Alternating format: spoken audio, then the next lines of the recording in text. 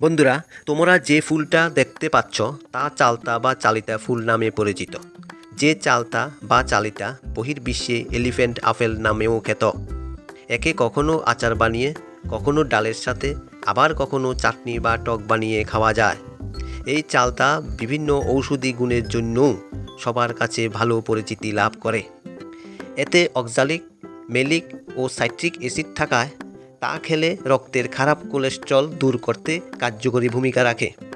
ফলটির মধ্যে আয়রনের মাত্রা থাকায় রক্তের লোহিত কণিকার মাত্রা বাড়িয়ে রক্ত স্বল্পতা দূর করে। যার মধ্যে অ্যান্টিমাইক্রোব্যাকটেরিয়াল উপাদান থাকায় মুখের মধ্যে বাস করা ব্যাকটেরিয়াকে ধ্বংস করতে সাহায্য করে। আবার অশ্বরোগ, কোষ্ঠকাঠিন্য ও ডায়রিয়া রোগ নিরাময়েও কাজ করছে ফলটি। এছাড়া ভিটামিন সি বা অ্যাসকর্বিক অ্যাসিড এর উপাদান থাকায় স্কার্বি রোগ প্রতিরোধে, আবার কিডনির ও হার্টের সুরক্ষা কবচ হিসেবেও কাজ করে।